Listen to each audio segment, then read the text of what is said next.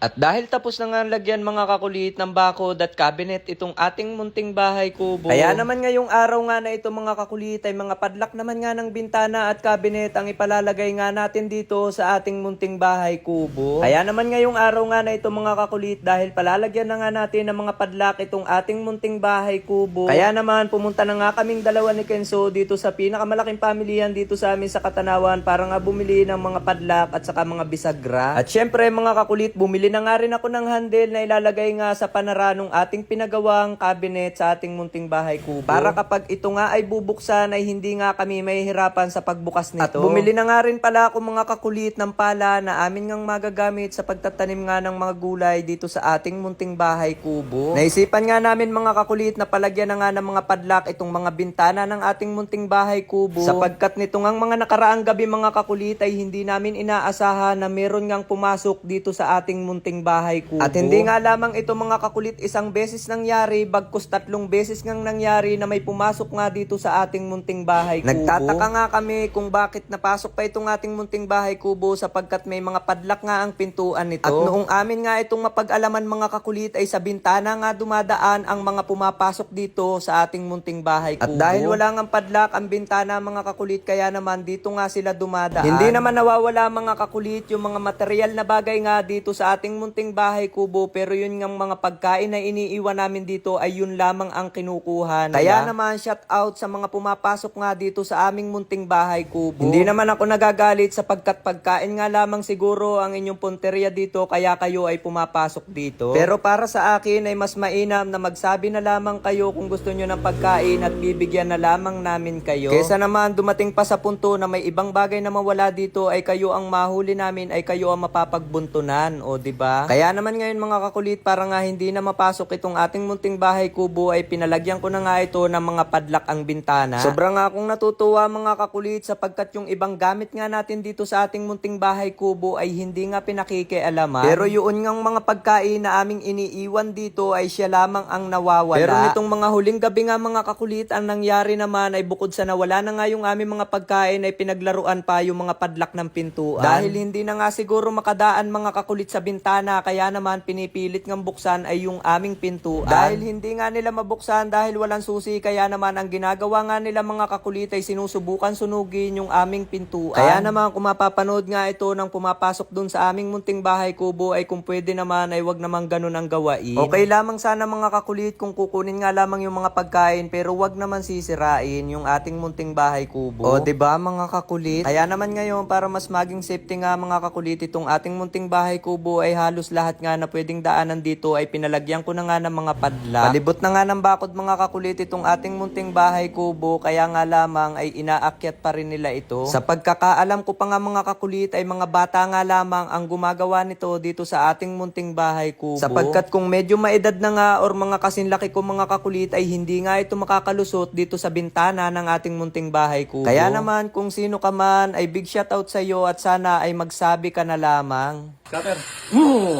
Diba? Yung bet natin na 200, ito ang kinalabasan. 3,220. O diba? Ganun lang kadaling maglaro at manalo dito kay PH MOBA. So ngayon, tuturuan ko naman kayo kung paano manalo at kung paano maglaro dito sa bagong laro ngayon na PH MOBA. Siyempre, ang una mo munang gagawin na i-download mo ang link na nasa comment section and then mag-register. Sa pag-register naman, type mo lang yung username, password, and then i-confirm mo lang yung password. And siyempre, ang larong ito ay bawal sa bata kundi para sa matanda lamang. At ang itataya mo lang dito ay yung kaya mo lang mawala. So ngayon, tuturuan ko naman kayo kung paano maglaro dito sa Super Ace. At dito sa Super Ace ay napakadali lang maglaro. So ngayon, susubukan ko muna na mag-bet ng 200. Okay, ayan. Uy, tatlong scatter agad tayo. Okay. Uy, 310 spin agad. Uy, 20. 160. 260. Okay. 120. Uy, 240. Plus 160 pa. Uy, 660. Malaki yun ha. 160. Uy, 320. 300. 500. 200. Hala. Yung bet natin na 200. 3,000 na. 80. Uy, scatter po. 20. Scatter. Diba? Yung bet natin na 200, ito ang kinalabasan. 3,200. 20. O, di ba? Ganun lang kadaling maglaro at manalo dito kay PH MOBA. Kaya kung nais mong manalo at maglaro, nasa comment section ang link, mag-download at mag-register ka na. Sa bawat magre-register at magde-deposit, screenshot nyo lang at send nyo sa comment section kasama ang Gcash number nyo at mamimili ako ng bibigyan ko ng pabonus.